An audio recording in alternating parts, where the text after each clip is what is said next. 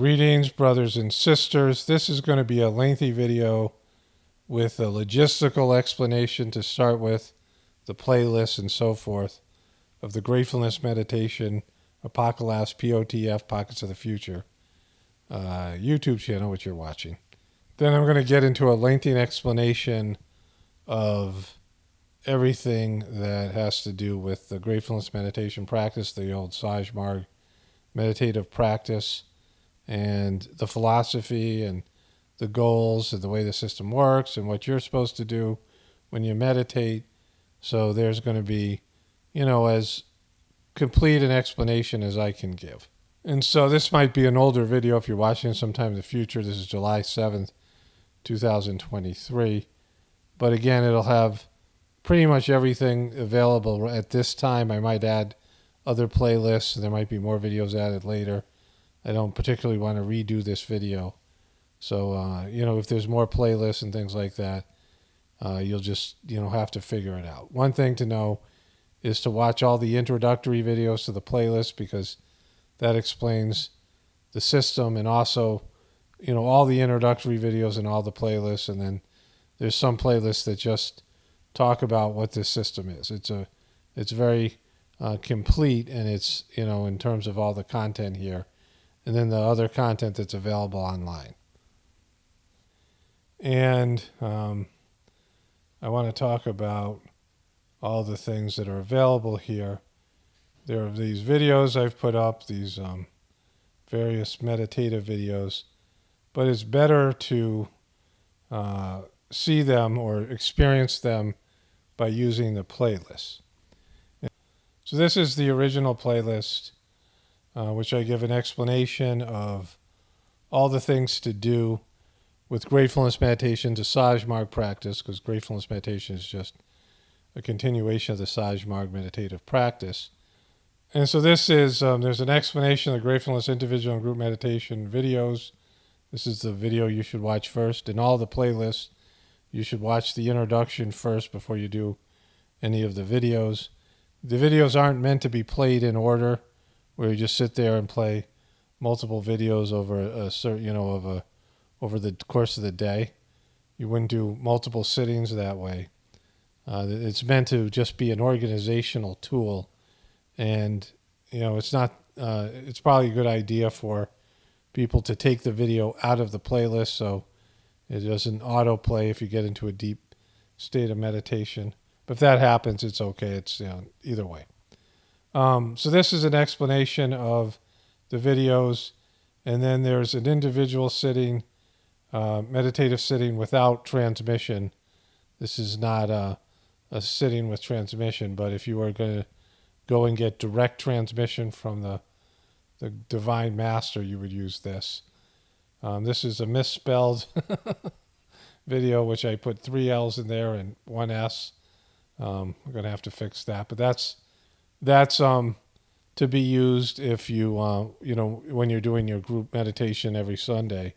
Again, there's no transmission that was given in the video. It's just a tool for timing, and you could use this for your individual meditative practice, and you can use this for your cleaning practice. And then we have the individual sittings video, again with the introduction.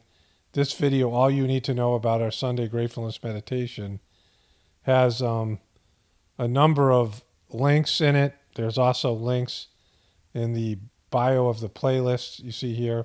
In every playlist, there'll be these links that you can access to the Sajmarg website, Sajmarg bookstore, things like this, the ebooks online, and the rest of that, right?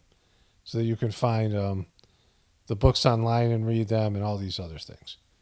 It also has the mission prayer, so the playlist will have that. And so there's 2 sittings here.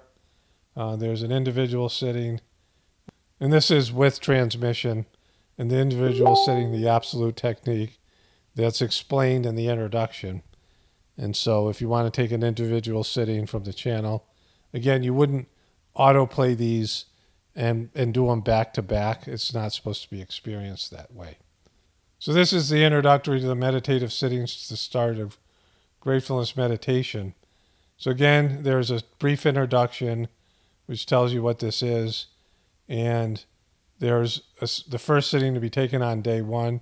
This is if you've never done gratefulness meditation, or you've never been introduced to Sajmarg, or what used to be heartfulness. The second sitting and the third sitting on day 3. Second sitting on day 2, third sitting on day 3. And then this is a video that explains a little bit of extra information. And this is the most recent playlist. I just published this today. Again, with all these playlists, it has the prayer, it has the links to the various Sajmarg, the things that Sajmarg has to offer people in terms of the literature and the philosophy. And this is, intensive sitting playlist. There's the introduction, and it should say introduction in the title of the video, which I'll have to change. This is, that'll probably be changed by the next time you see it. So that'll say intro video. And this is the morning sitting. This is the afternoon sitting. And this is the nighttime sitting. And you would do them in that order. 1 early morning, 1 in the afternoon, and 1 in the nighttime. Again, this would be if you're going through something, you need deep cleaning, something like this, right? And it's all explained in the introduction to the playlist. So I did a lengthy explanation. I believe it'll be in the 111th version of the Journey series as well. And I described the practice of the system. But in other videos on this YouTube channel, I describe what you do when you meditate. Again, all the information that you need is on this YouTube channel. And also you got to just figure things out. If you watch all the introduction videos and the explanation videos, right now I think there's 15 videos in total. And if you watch my Journey series videos, there's explanations and things in there. And of course, there's links in the playlist for all of the, all the material that's available online, Sajmarg website stuff, books that you can buy, Sajmarg books. It'd be better if there's some sort of community and there was, some sort of organization here, but there's not. And so I'm just one person, and I answer questions when I can. But, if there are questions that are answered in the videos, that means that you're not finding them or watching the videos.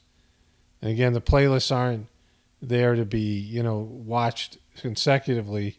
The videos in the playlist, they're an introductory video explaining, like if you do the introductory sittings, it explains how you do that.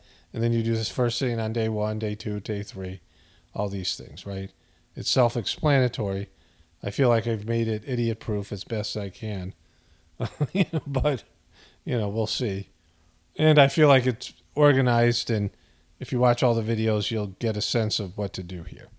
And some of it is just experimenting and doing the system and practicing, not experimenting, but practicing. And as you practice, the practice teaches you. And you just have to jump into it and do the sittings and experience them and experiencing the transmission. And then, ideas will come to you. You start becoming more intuitive. And like I said, there's a lengthy explanation of some of the philosophy coming. But some of it is all supposed to be done in an experiential fashion where you learn by doing, you learn by practicing. And again, if you are in the comment section, you see people asking questions that that there's an answer in the video somewhere, please let them know what video, or just that they can go through the various videos. So these are the first 15 videos that are on the channel. And you can go back to there's a way to view the channel from the oldest video first. And that would be a good idea, at least some of the early explanation videos as we go through it. This is a system without an organization, without a master, without any of the things that were in the Sajmarg system. And so, you just have to put more effort into it. But since it's online and you can do it in the comfort of your own home, there's certainly an ease of use here that many of us didn't have when we started years ago. I didn't have a computer. I wasn't on the internet for years after. I started Sajmarg in 1993, and I was on the internet till like 2001, like that. So, there wasn't, and even if I was, there was nothing really available there. All right, so I think that's enough of an explanation of the organizational stuff here, the services that are offered. And I've done a lengthy explanation now of the philosophy and the goals of the system. Okay, so let's get into the core philosophy and the practical purpose. There is a practical application of how it works and what it works to accomplish. So the first thing is, what's the goal of human life? So according to the Sajmarg tradition, the goal of human life is to merge back into the source. So the belief here is, the idea here is that everybody came from God. Everything in the universe came from God. And God is in the center. So we were all in the center when creation manifested.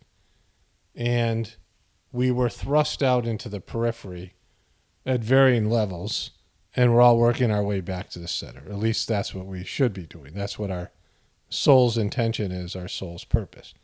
So when you're talking about the goal of human life, like people think about this all the time. I think everyone at one time in their life says, why am I here? Why am I here? What's my purpose? And for most people, that purpose is be successful, be rich, be comfortable, get pleasure.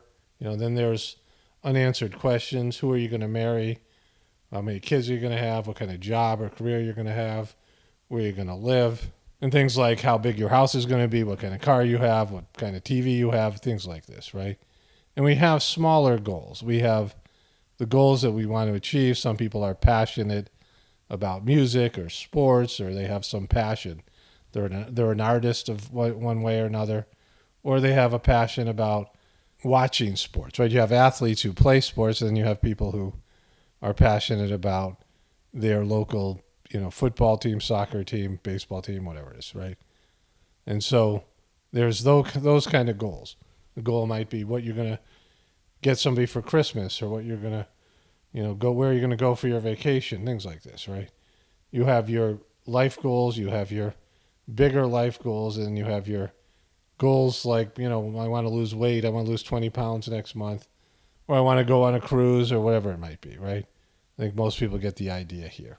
Then there's a deeper purpose, and that is, what's your real reason for being here? A spiritual purpose, right? And some people never get there. Some people won't, believe in an etheric element to themselves, a soul, God, whatever. They think this is all there is, and you might as well enjoy yourself, and that's it. But then there are people who crave for something more. There must be some reason behind all this, that this is a very superficial existence here, pleasure and pain and desires and things you want to avoid and fears and cravings and all these things, right? Urges, all these types of things that dominate one's physical existence. But then there's a deeper craving to really know your true purpose. And then comes this idea of God and what God wants for me. If you believe you have a soul, what's your soul's purpose? And then some of that's tied into your material life, the things that you're going to do as a job, or what you're going to do in terms of helping others spiritually if you find yourself on the spiritual path. But I think most people can agree, and even most religions, that the primary goal is to return to the source. It's return to God. Most religions have that as some sort of goal, going to heaven, going to, whatever version of heaven the various religions have. And then there's the method of achievement. What the religion says you have to do to go to heaven. What your religion says what you have to do to return to Allah, right? All these various ways of looking at it. And so there's some sort of a method. There's something that you're supposed to do. There's something the religion's supposed to do. And together you can achieve this goal. So I'm going to talk about what that is for Sajmarg. So again, the first goal, there's two goals in Sajmarg. One is called liberation or mukti. The other one is called God realization or layavasta. So the first one, liberation, means the end of successive incarnations. Right now, the belief is, and I'm going to talk about samskaras, I guess I'll talk about it here. So samskaras are, another word for that is impressions. And the idea here is that when you live your life, you create what's called samskaras, things that you're attached to here on planet Earth. God gave you the ability to choose to do your own things, to make your own decisions, freedom of choice, which most people believe to be a blessing. Right? You ask them, what do you think about having freedom of choice? They're like, yeah, more choices. We don't like when governments or other people in our lives control our choices, say that we have to choose what they want us to choose, that they limit our choices. And so the more choices, the more freedom you have. I mean, it's a big selling point. Everyone says, oh, more choices, more freedom. But it's really a curse, because in the Sajmarg way of looking at things, there is only one right choice in any situation, and that's the choice your soul wants you to make, the soul that God wants you to make, that you are connected to God and God shows you the correct choice, and you make that choice of your own free will. And then there are infinite amount of wrong choices that may be pleasurable, that may give you temporary satisfaction, that may, solve a problem for the time being, but those choices are detrimental to your spiritual goal of connecting with God. And you form these impressions from making those wrong choices, or even in terms of just forgetting about God and doing, living life without thinking about, your soul. And this is like a two-parter. There's making the choice your soul and God want you to make, but also including God and your soul in the process, where there's, a surrender to your higher nature and, consciousness of. But when you don't do that, you form impressions. And when you feel guilty, you feel shame, you feel like some sense of remorse, or there's just something left over, or even you're indulging in something.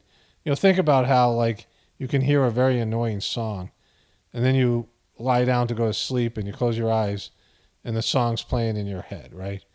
These things. Or you watch a very provocative movie in one way or another. Maybe it's got sexual content. Maybe it's got some sort of horrific content, violence, or something that's shocking. And you close your eyes, go to bed, you see the scene over and over again. Or you see something, let's say you witness a murder, or somebody in your family dies, you see something, and it puts you in a state of shock, and you keep on seeing it over and over again, you dream about it. These are samskaras, these are impressions.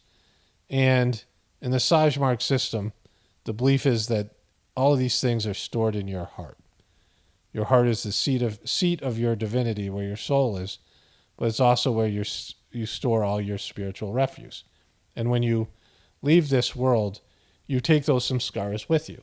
Let's say you were an addict in this life, and you have deep samskaras now for being an addict and these tendencies, and then you die and you come into your next life, and you're going to have these samskaras to be an addict.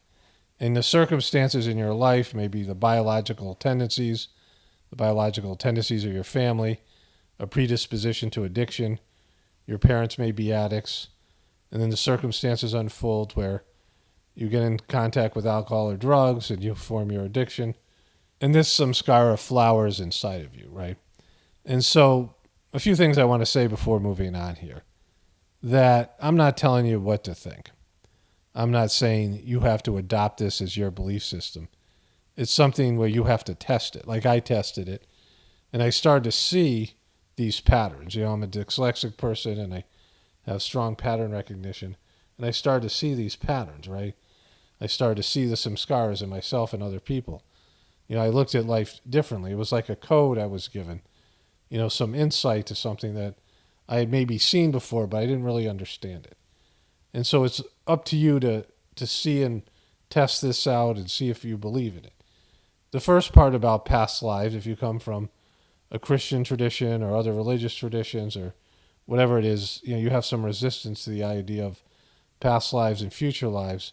There's holes in your belief system in terms of believing in a one-off where you come into life and you go to heaven and that's it. It's, for one, it's a very good deal. Like if you're a Christian, this idea that just being a good Christian and you get to go to heaven and it's the only path, Jesus is the only doorway into heaven, and all you have to do is sort of, be a good Christian, that's enough. Like it's, when they say 70 virgins and a mule, like in some of these religions where they're promised virgins in heaven and things. It just doesn't make any sense, right? But again, that's whatever your belief is, your belief.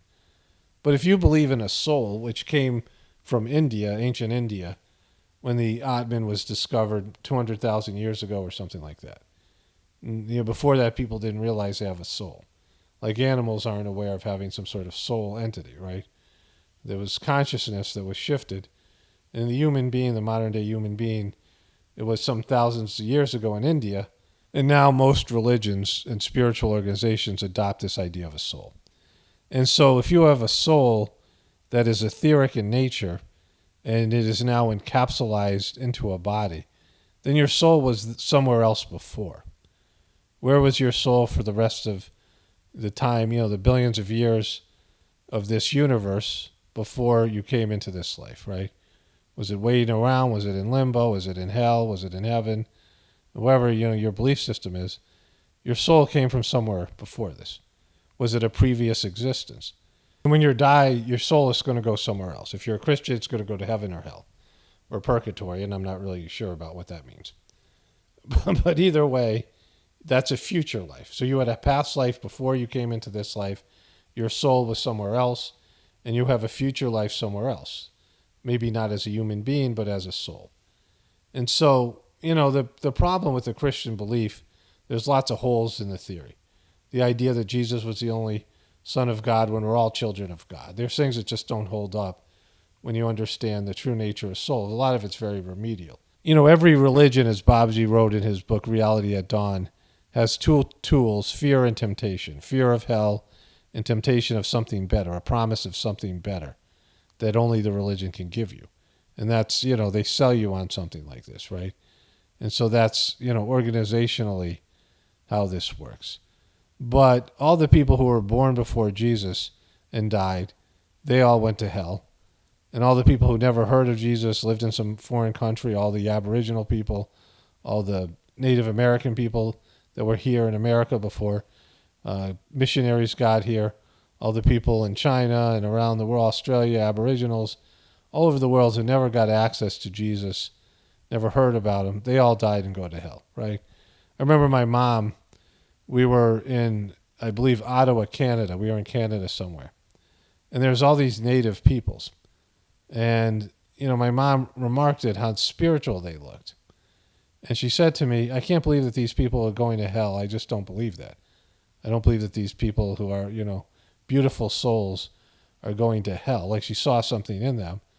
And I said, yeah, I don't think they're going to hell either. What are you talking about? Because I didn't, I'd read the Bible, but I really understand it. I was like 10, 11 years old. And I was like, what are you talking about? But I remember this conversation. And then when people started to say John 3:16, and I understand the Christian belief of that God is the only way, that Jesus is the only way into heaven, I understood what she was saying, right? But if you really see people, there are people who are very spiritual that aren't Christians, and there are a lot of Christians who aren't spiritual at all. And so, it just doesn't hold up, right? And I'm not saying this to rag on Christianity. I'm just saying if you look at the method in which you achieve the goal of heaven, it's not much of a method, right? You're putting a lot of faith into that they're guaranteeing you that Jesus is the only person that can get you to heaven. And there's a lot of money that you're spending and a lot of effort and work you're putting into your religion, but you're not doing much in terms of moving along in your spiritual path, right? You're using a middleman, or you're being used by a middleman. It's like the ferryman. Don't pay the ferryman to get to the other side. The river Styx. That you have this middleman, a gatekeeper, that is, you have to pay some sort of amount of money, or render the person service, so that they'll help you get into heaven. And again, this idea of not believing in past lives and future lives, when Jesus himself believed in past lives and future lives, he believed in the idea of reincarnation. Some of that was edited out of the Bible, but it's there somewhere. And so all these things, it just doesn't hold up, right? And so when you come to terms in understanding that reincarnation is a real thing, and that's for you to figure out, right? Then you can start looking at this like a video game. A video game where you have multiple lives, multiple avatars, and there's a goal There's a big boss to beat or a level to beat, and you can win the game. You can get out of this trap. And so in the Sajmarg system, this is called liberation or mukti, where you reach a certain level in your spiritual development. And once you have that, you're free of your samskaras, which is another aspect of this. That the samskaras that you have created over your life and multiple lives are keeping you bound to planet Earth. They are propelling you into future lives. They are creating the circumstances where you have to burn these samskaras to live future lives, right? And so these things need to be cleaned off, which I'll get to in a bit. So these are the issues. So the idea of mukti, liberation, getting free of your samskaras and reaching a level of spiritual development where you no longer have to come back into life on planet Earth. But there's a much harder goal that's farther off, which is where you merge directly into the source and you become like the best version of yourself, the divine version of yourself. The being, you reach your full potential, the being that God envisioned when you were created. You at your finest, all embracing your higher nature.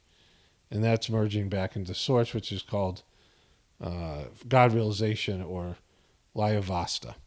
So then I'm going to talk a little bit about the technical aspect of that. So in Babaji's book, Reality at Dawn, which you can find in two places, in the PDF form, it's still available in the Sajmarg Sri Ramchandra Mission bookstore. And you can read it, like I said, free online in the PDF form. And it's, a short book, about 100 or 120 pages. The first chapter is called Religion, and the second chapter is called The Goal. So let me move over to my other application here, my screen flow. So this is a diagram that is in the book Reality at Dawn. So this is the goal of human life, march to freedom, and this is the center where you're going back to the source. And I'm going to talk about there's a mind region here on the heart region here on the outside, and that's 5 circles. And there's the mind region. There's 2 parts to the mind region. And this is your spiritual journey or yatra. And that is 11 circles, I believe. And then there's the central region, which is 7 circles, and then you're back in the center. And so the idea here is that when there was what's called the original kashob, the primary stir, that brought about the creation of the universe.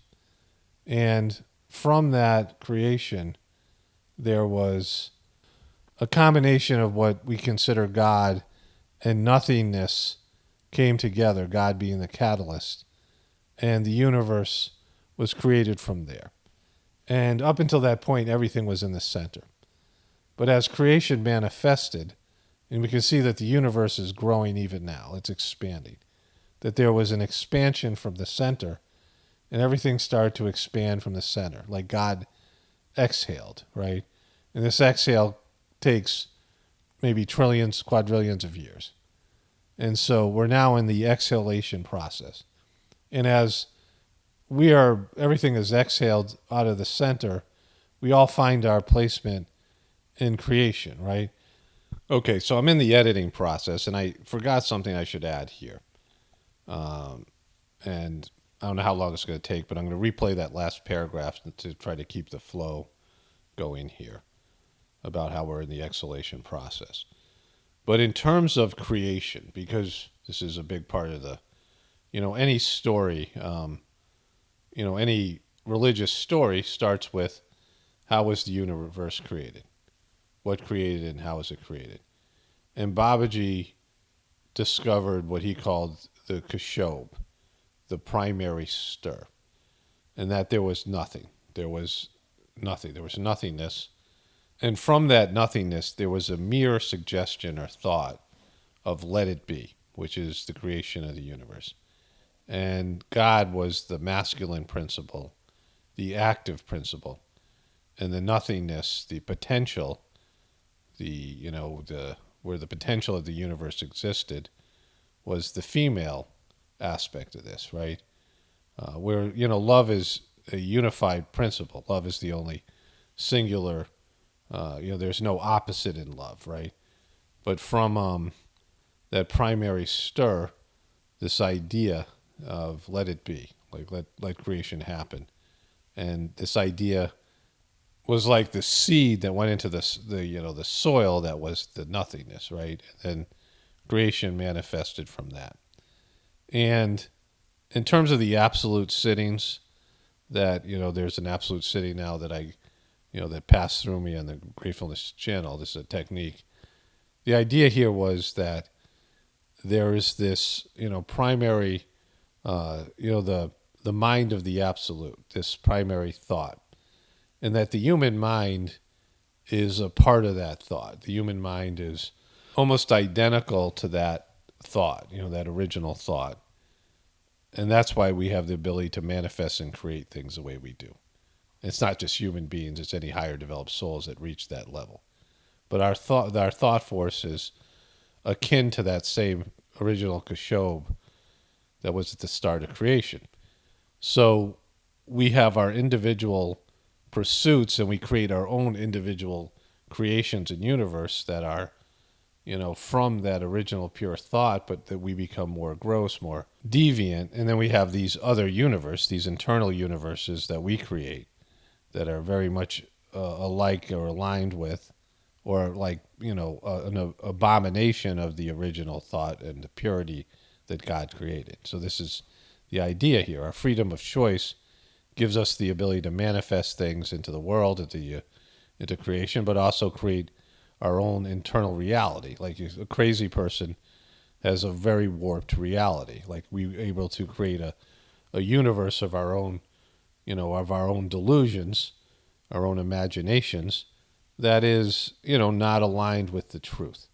And so going back to that original pristine condition where we were innocent and we didn't make things up, we didn't imagine things, we didn't warp reality. And we know this from just the people, ourselves and other people, right? The warped realities that we all live with.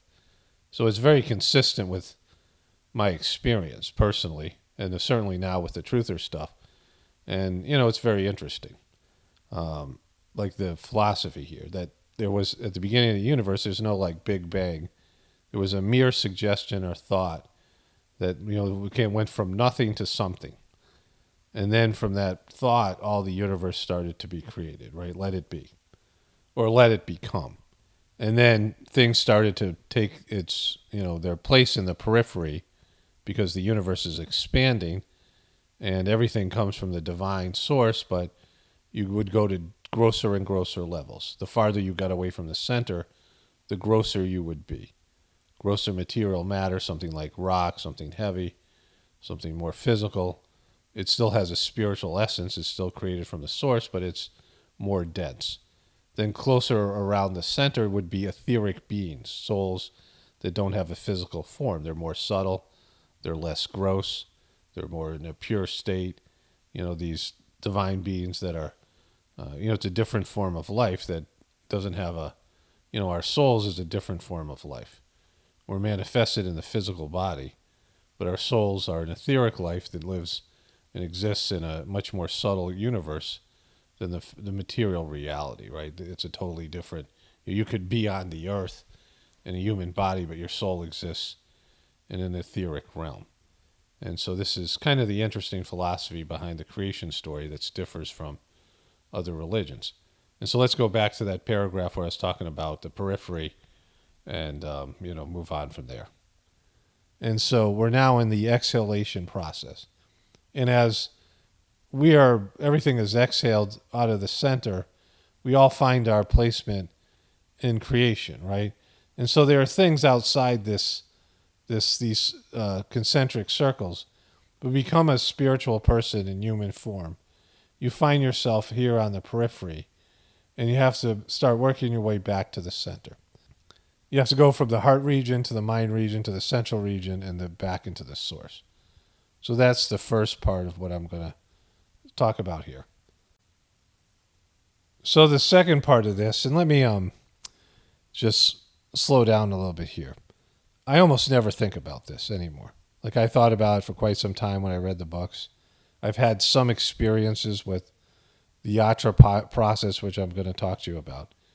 And it's there, and once in a while I might think about it, but it's not that big of a deal.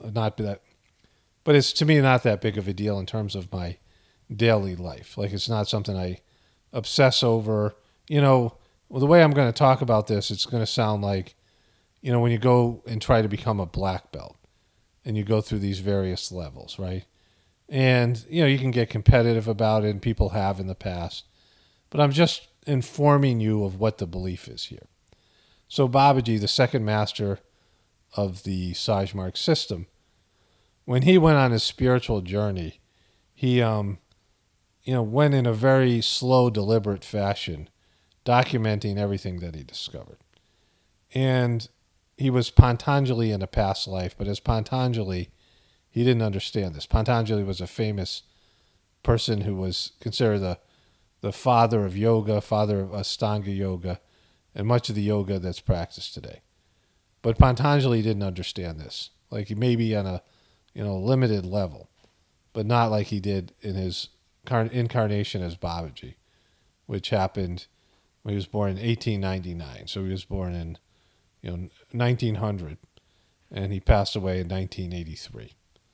And so what he discovered was that there were these yatra points, that the human soul exists in point A, and there's multiple subpoints here, but here's point A as it is with the one here, and these are the other subpoints.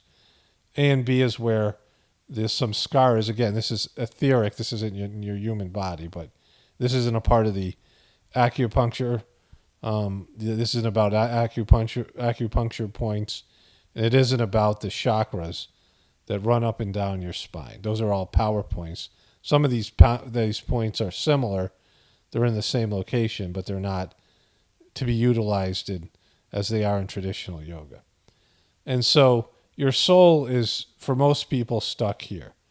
Babaji gave an individual sitting, which I'll explain as we go through this process here. I'm getting to the, how this works on a day-to-day basis, the practical approach, but let's just get into the philosophy first. He found that there was one person that was already at point 4. And the person came for one sitting, and to get liberation, you have to be put up into the mind region. You have to leave the heart region. And the person never came back, and Babaji said, with one more sitting, I could have helped him move into the mind region. He would have been liberated.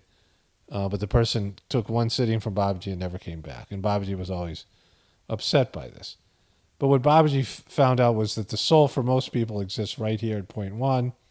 And then from point 1 to point 2, where it's just called the soul point or the yatra point.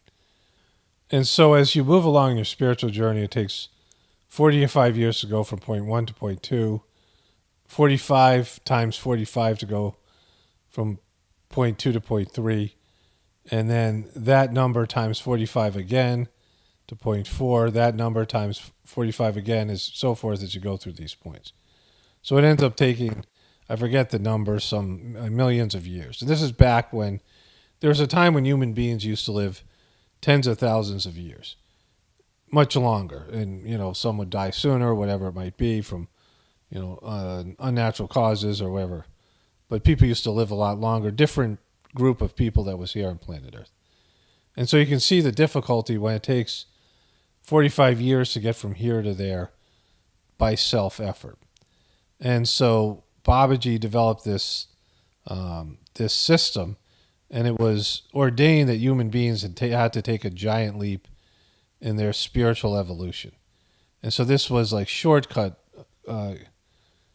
This was, given as some sort of a Hail Mary or shortcut because of the condition here on planet Earth. And so this is a new system that, is being tried out. It's experimental.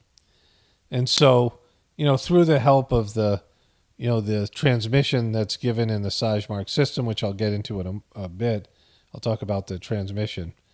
You can go from point 1 to point 2 in a short period of time. It takes cleaning of both of these points. Light has to be put into this point, and then eventually the yatra process can be started. And then you go to this point, and these points are, this is the earth point, and this is the ether point or soul point. This is the fire point. This is the water point, and this is the air point. There's the 5 elements of Ayurvedic medicine. And so the heart has everything to do with your physical body and your physical life, right? All these elements that exist: fire, water, air, earth, and ether. And ether is the spiritual aspect of it. And, this is, there's a lot of material energy that's in the heart region. Your soul is here, but also the grossness that you accumulate. And so it takes a monumental effort to be pushed through these various points, and also a lot of self-discipline. And once you get to the mind region, you have to be sort of detached from material life. You can enjoy things, you can participate in things, but you're still always thinking about God, and you're just you're not fully engaged with life on planet Earth like you used to be. Otherwise, you get pulled back down into you have a spiritual fall, and you get pulled back down into the heart region. And then the mind region has these various places. Now, this is a power point, and this is a very emotional point here, the air point at point 5. And so you're moved quickly past point 5 and point 6, as these are places where you can get stuck or whatever. And this is a power point, the third eye. And then you're moved into point 7, and then up until the higher levels of the mind region. And then back here, the central region starts. And this is the last point of the yatra. Your spiritual yatra is at the base of your skull at point 13, which is the end of the central region. And if your soul reaches that level, you have merged back into the source. So I'm glad to get through that. I enjoy talking about that, but that's kind of just the spiritual science of the way the Sajmarg system works. The Gratefulness meditation that we're doing, of course, is the Sajmarg meditation that I've been doing for years. Gratefulness is the name of our little group here, and of course, Sajmarg and Sri Ramchandra Mission and Heartfulness are all one organization now, unfortunately, and it is going in the wrong direction, which I've talked about extensively on my other channel. And so a lot of what I'm talking about is, you can read it in the books. This is this is like for dummies. Like, I'm not totally sure on the air and the ether points. I don't remember everything. I have a good memory, but I haven't read some of this stuff in years. In fact, I was looking at Reality Dawn going, I got to read that again. And, I'd like to review these things. But I've been so busy and, doing this other stuff. But reading these books and rereading them is important. Because when you reread them, you will realize things, and this is a good barometer of growth. You will know things that you didn't know before. And one of the first things that really, other than the first 3 sittings that were monumental, the experience that I had, is when I started reading the literature after receiving transmission, I realized that I could understand what was being talked about in the books only because I received the transmission.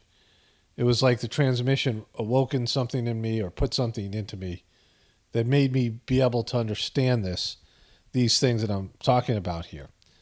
And as I continue to do the spiritual practice, when I go back and I read the books, and this is, why I'm looking forward to rereading these books, I'll see things and know things that I didn't see when I first read them. And I'll understand things that I thought I understood before, but I'll understand it better. And it's something that's happened internally to you. Like, it's something that you just know inside. Like, it's just there.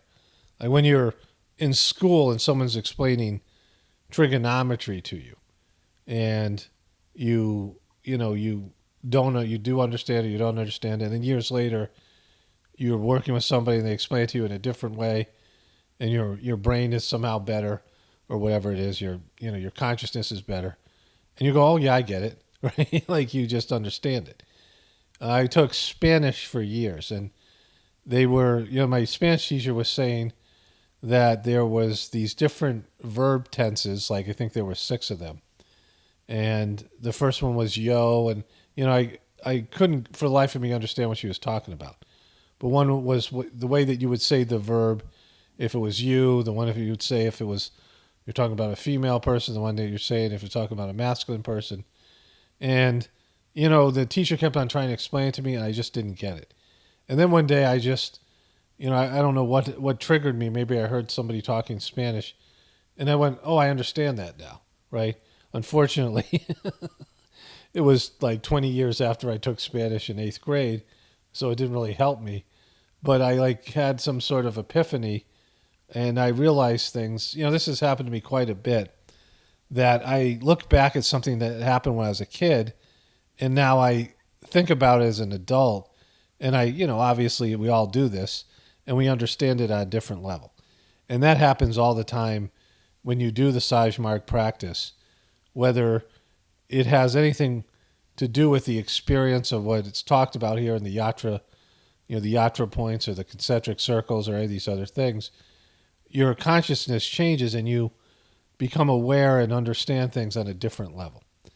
And that's happened so much, like I said, from the rereading of the books and realizing that, it's a gauge point. It's a point of, like the last time you read the book and to where you are now. It's like, when you were a little kid and your parents would draw a pencil line where your head was, and you eventually see the growth that you had as you physically grow, and there's all these pencil marks on the door, the door frame.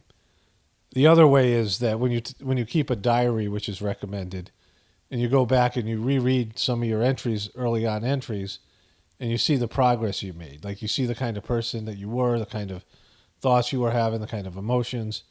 And if you write down what you're feeling at a certain time, maybe you're depressed or angry, and you reread these passages and you're like, wow, you just get this sense of how much you've changed. And so this is some of the ways of measuring progress in the Sajmark system.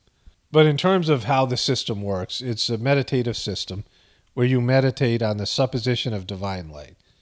And the idea here is that Babaji found that meditating on God in the abstract form was impossible for most people, at least initially. So he gave the object of light, but the idea is that this is divine light, but it's really the divinity that's within you, because God is there in everything and everybody. And that's what you're doing. You're meditating on God in the heart where your soul is in terms of the yatra points, and where your love capacity. So your heart is the instrument in which you're able to connect with God and feel love. And so it's the idea of divine light, but the feeling is of God's love in its purest form. And so that's what you're letting your mind rest on. And if you have thoughts, you're going to have thoughts. So you don't use your mind to sort of force them. You're not concentrating. You're not trying to crush your thoughts. You're not trying to crush your ego. You just let your mind flow back to this feeling and this idea of divine light in the heart. And sometimes you'll go on a little bit of a journey, and that's what's supposed to happen, and that's part of the process. And so, it's something you learn by doing, and you get better over the years. But eventually, it goes from ideas, the idea of divine light, to the feeling of love. And eventually you want that feeling of love, that feeling of the transmission, because while you're meditating on divine light, in the individual sittings that you're receiving on these playlists, these various playlists, there is transmission being given to you. And so it's a two-part process in terms of the cleaning that you're receiving and the transmission that you're given. And so Babaji referred to the transmission as the utilization of the divine energy for the transformation of man. It's also known as pranahuti. Prana is your life's energy, your creative force. It is called, various names in various religions and spiritual movements, but prana is a great name. It is the essence of life. It is the energy. Without it, you can't exist.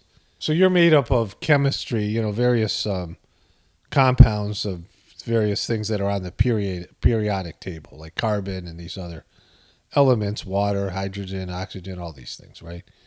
That make up the fundamental building blocks of your cells and your atoms on an atomic level. And so your body has got these fundamental building blocks and the essence of life. But to bring these compounds together, to bring all the chemical process of your physical body into being, you need a soul. You need these various elements of your what are called subtle bodies. So let me read from the chapter I was referring to of the goal, right?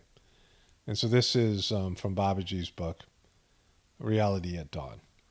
Our existence in the present grossest form is neither sudden nor accidental, but is the result of a slow-paced process of evolution. The existence of the soul can be traced out as far back as to the time of creation, when the soul existed in its naked form as a separate entity.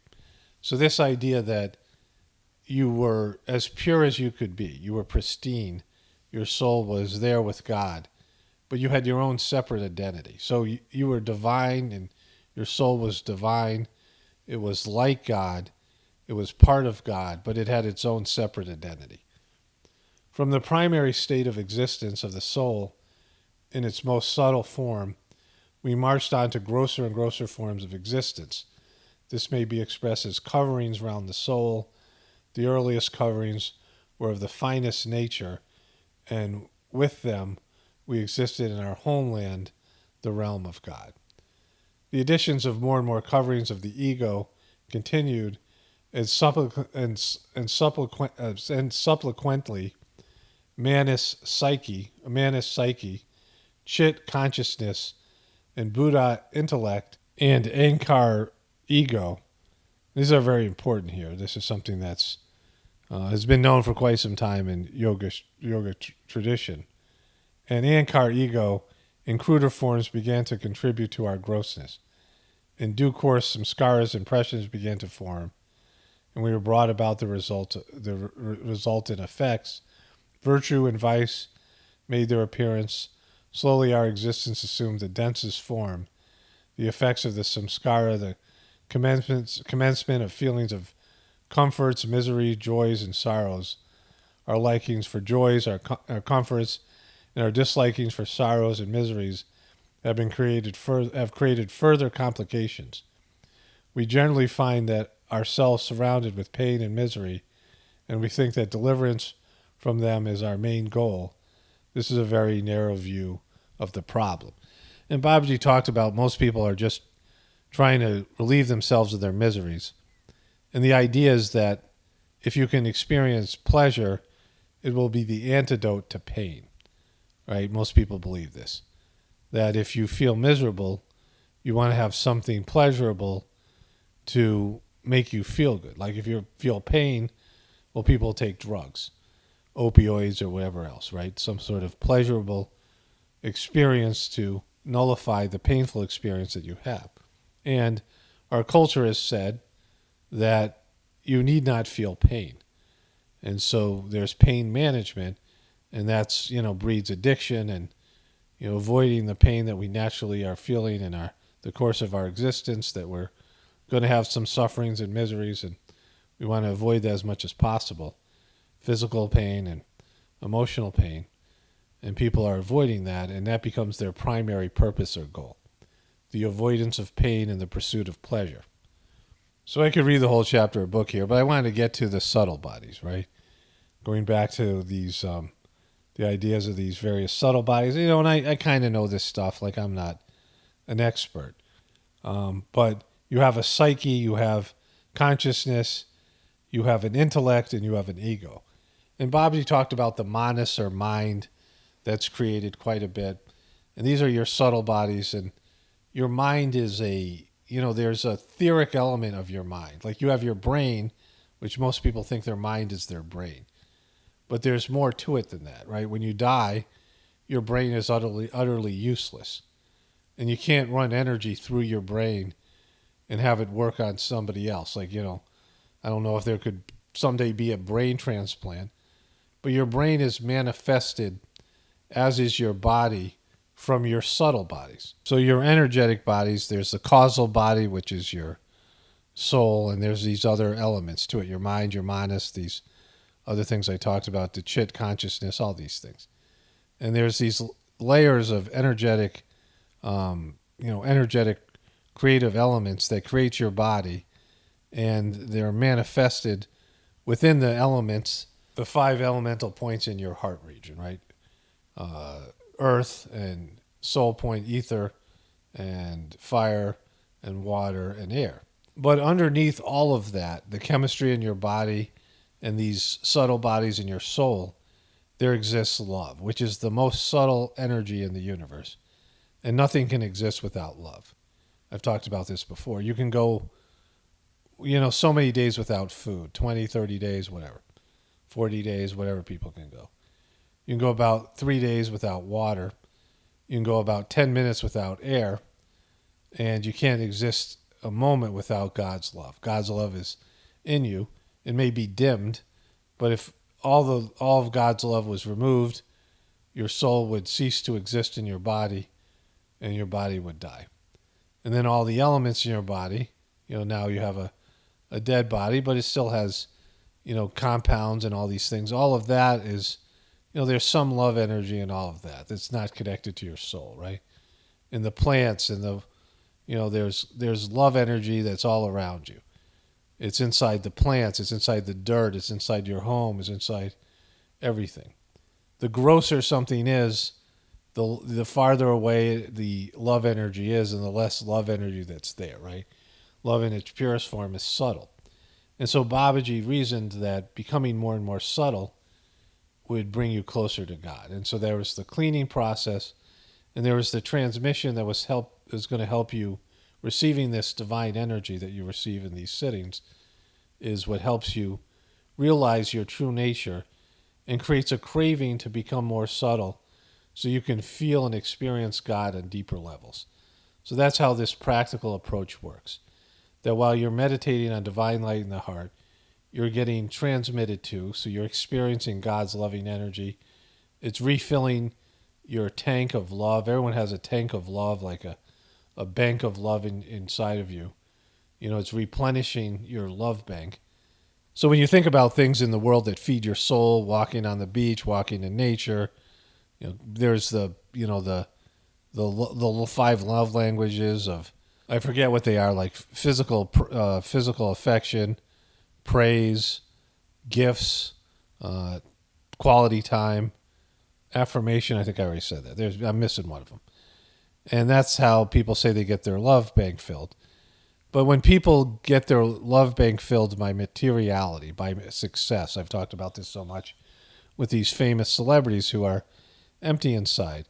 You could have a crowd cheering for you, and you can have nice things of, $1 million home and lots of money and beautiful cars. And they all have love energy in them, but it's in a very gross form. And so, yeah, there's a little bit of love, and you feel good, and you like being praised, you like being, adored by people. But it's not going to be as satisfying as direct contact with God in your soul, and having love infused into your primary building blocks of your essence, right? Your subtle bodies and all the rest of these things, as well as your physical being, right? Because love is the basis of all things. And so it nurtures. Like you think about a primary vitamin or supplement you could take that was, the essence of everything that you have in your physical body. Some kind of supplement that was, penetrated to the building block of every one of your internal organs. And it fed and nurtured everything on a physical level. This is what love does for you throughout all of your physical, your spiritual, your psychological, all these things. And so that's what you're given in the sittings that you receive. And so there are these individual sittings where you get individual cleaning while you're meditating on divine light in the heart, the supposition of divine light in the heart, and that's going to evolve over time as you go through your spiritual journey. You get this, you get the love energy, the pranahuti, but you also have your spiritual centers, especially your heart region, cleaned of these samskaras. These samskaras either have to be, in some level they have to go through what's called boga or experience. And so if you have an addiction, you're going to have to experience it a little bit. But due to the cleaning process, the samskaras can be greatly reduced. Like Babaji said, someone asked him a question about this, and he said, well, let's say you were going to be stabbed. I can change it from being stabbed by a knife to being stabbed by a pin, as an example of you're going to have to live some of this samskara, but it can be minimized in order to burn off all these samskaras in the Sajmark system. But while you're doing that, while you're cleaning off these samskaras, you have to become more disciplined about not creating more samskaras. And Babaji figured out a very simple way to do this, and he called it constant remembrance. And that was remembering God in every moment of your existence. And so when you're like what I'm doing here, like I'm recording my voice here and I'm talking, but the idea is there that God is with me and he's sharing this experience with me, right? My soul is here, my ego's here, and I'm along for the ride. And it's God and not me that is doing this voiceover, doing my work. And so it takes a lot of effort to do this, but if you do it consistently for a week, it's supposed to go on automatically inside of you, and you return towards it, right? So constant remembrance is one of the fundamental practices that you can do to assure your spiritual growth. To have this idea that God is performing your activities and not you. Like it's God coming through you, or you're sharing it, this idea of you and God doing it together. And so this stops the formation of samskaras, because when you start having this idea that God's doing this with you, you stop doing bad things. Like it's just, there was a guy who came in who was drunk. He was drinking in India. And he started to wail and cry and say, Babaji, I've sinned, or whatever it is. And Babaji said, what did you do? Babaji said, what did you do? He goes, I've been drinking. And Babaji said, oh, that's no problem. You can drink. And the guy's like, oh, great. What a wonderful thing. I can drink. And he goes, yeah, but one condition. When you sit down to take a drink, you have to imagine that I'm there drinking the drink and not you. That you think that I'm the one drinking the drink. And the guy said, sure, that's great. So he went out, got some alcohol the next day or whatever. And he started to take a drink. He had this idea that Babaji was there drinking the alcohol. And he took a drink and he threw up violently. And he had this, from then on, an aversion to alcohol. Like he got violently ill because of having this idea that Babaji drank it and not him. And his body rejected it, and that was it. He was done drinking. And so this is the idea of constant remembrance here. And so if you practice that correctly and you stop creating samskaras in this life, and through your experiential process and the cleaning that's available in the Sajmark system, and your own personal cleaning that you do at the end of the day to clean out all the day's impressions. This is to be done when you come home from work, or you're done with dinner, or before you go to bed. I mean, sometime in the evening, and you have this idea that all of the day's impressions are going off your back in the form of smoke and vapors, and divine light is coming in to you. The divine energy, God's love, is coming into you in the front and replacing all the empty space that the cleaning that you're doing in your etheric system by doing this, this cleaning out the back is now being replaced, right? And so that's the second part of the practice, which is the cleaning. You're getting cleaned by the system now through these videos that are up here. I was going to say preceptors, but in the past in the Sajmark system, there are preceptors. I'm able to do sittings here, but I'm not a preceptor. It's something of, that's something that died with the Heartfulness organization, at least for now. And so there's this cleaning that's done, and then that's done in the various playlists and videos that I have here. You can take an individual sitting, and it's again one every week or every 2 weeks. If you're going through something, you can do the intensive 3 sittings in one day. And then there's the satsang and the group meditation, your individual meditation for the morning practice that you do, preferably before dawn. The name Reality at Dawn is, in terms of Babaji's book, the idea that there's a balance between light and darkness at dawn and at dusk. And that's why it feels different spiritually when you're up at dawn and when you see a sunset. It's just a different spiritual condition. There's a peace and balance to the universe. And in India, it's so hot. That's one of the other reasons. But when the heat is there during your daily hours, that's your time of life. That's when you're most alive. And then when the heat is being withdrawn from your system as you're sleeping, the sun's heat, then you're in a more state closer to death. And so right before dawn is the time that it's easier to connect with the spiritual world and to meditate. So that's the reason for meditating right before the sun comes up and, before you begin your day. But if you sleep past that, you can meditate in the morning for an hour, no longer than an hour. It can be shorter if that's all you can do. But the goal is to do it for an hour or whatever it is, right? Until you're, Babaji just had to meditate for a few minutes. Like he didn't need a whole hour to achieve the desired condition. But then after you receive the transmission through these sittings or through your own personal meditation practice, where you'll often feel the energy when you're meditating on your own, you work towards retaining that condition through using constant remembrance and remembering God and doing things that will, help facilitate you retaining that energy throughout your day. And then that energy goes and disperses out to other people. The energy that you've felt and experienced through meditation, and goes out to your family and the community, and you make the world a better place. Babaji had said that at the very least, don't make the world worse. But really speaking, everybody's supposed to make the world a better place. And this is a way to do that, by bringing in this love energy and distributing it, helping a conduit for other people, and making the world a better place through this, your own personal practice. And as you put in the hours, like some days the meditation sucks, sometimes it's just hard to do. Sometimes you're not into it because you're, more engaged in your material life. And, you can quit for a little bit or, move away from it. You don't do it as well as you used to. But if you just crank out the hours, eventually there's, like anything else, there's going to be results. And like I said, one of the ways to measure it is through rereading the books and your diaries and some of these other ways of seeing the progress you're making in terms of your spiritual yatra. So the practice is then, after your cleaning at night, you do the morning meditation for an hour. Then you do a cleaning in the morning. Cleaning at night.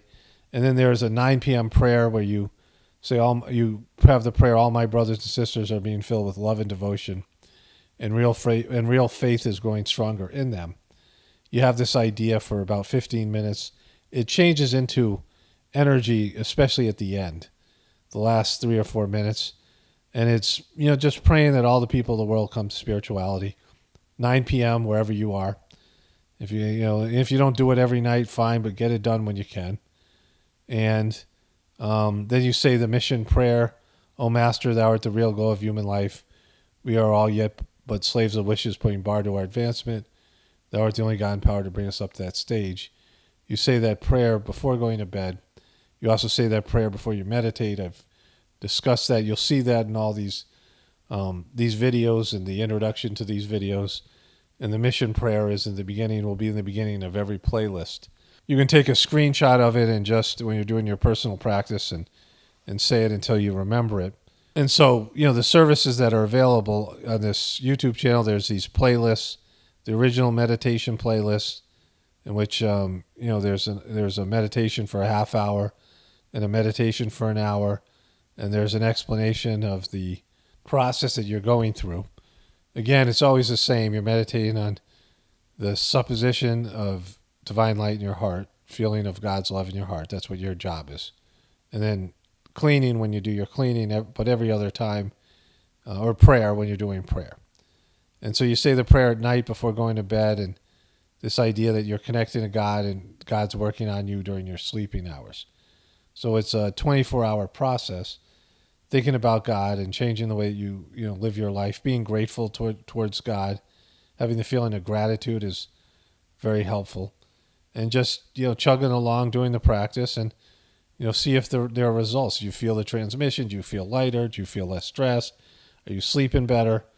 Do you feel like you're moving in a direction where you're starting to become a better person? I mean, there's all these ways to gauge the efficacy of the system. It's a free system, and you can try out the experiment for as long as you need to convince yourself one way or another to see if it works for you. And if it doesn't work, then why do it? It's like one of those things where you're going to, a lot of these religions ask you to wait until you die, and then you'll see. You don't experience much of anything until you die. It's a hollow promise, but you should be seeing results in the Sajmark system in terms of, all the things I've described. And, whatever way that you can see that there's progress being made and you feel that you're on some sort of spiritual path and you're becoming a more spiritual person, you feel God's love in a different way. Your heart's developing as an instrument which you can use to help make decisions in your life. It's being cleaned and honed and filled with God's love so that it helps you connect with your God and your soul, and they can guide you through your, the application of using your heart as an instrument to make decisions. And so all these things come after some time. You become more intuitive, more etheric, and more like, channeling, more like God coming to you. When you were making decisions before, when I used to make decisions, you weigh things with your mind, and there's a lot of, just hemming and hawing and stressing about, what to do, what not to do, whatever it is. What's the right thing to do? And, there's not a lot of clarity. And this system can really help you be clear, and to where everything else sort of fades away and the right choice just emerges in front of you. And you see it, you know it, and you know exactly what to do. I mean, I've experienced that so much. So all these things, come after some time as you do the practice. And, you should be feeling these things and evolving in some way where you can see that there's been a change in the way you go about your life and all of it, like all these things that I'm saying. And so there are playlists available here. And as I said at the beginning of the video, that, you don't want to watch all the playlist in one day. You can watch the introduction and then do one of the sittings or whatever it might be. Even though it's in a playlist, it's not meant to just play consecutively. This is a spiritual discipline, and everything needs to be used for the proper, for what it's designed for. And that's to help you to connect to God and help you on your spiritual journey. And also there's going to be some benefits and reduction of stress or whatever it might be, things that are going to help you physically. Maybe it'll help you with your physical health. And I mean, relieving stress in itself is good for your physical system. So this is Sajmark for Dummies. This is like my version of explaining it to everybody. And then as you read the books are a little harder to understand maybe at first. They're not, geared to modern day Americans so much, or what you're used to in terms of the, books that are available there online. But like I, showed you, there's these various links to the Sajmark website and explanations of all the things that I've described here, that'll add to all this. And there are talks available of Babaji and Charji on YouTube. You can hear them describe some of these things in some of their talks, and especially Charji, Master Charji, the third master of the system. There's a lot of great talks that he's that he's responsible for, that he presented. And there's information out there, and you have to work at it, and do your best. And as you read more about it and hear more about it, you'll get to your own understanding of these things through the experience of doing them, the experience of going through and having these things happen to you or inside of you, and these experiences, and moving you closer to the divinity that resides within you. Only spirituality will save this world. It's Paramount, definitely reporting from the Apocalaughs and the Ascension. Everyone have a blessed day and be grateful.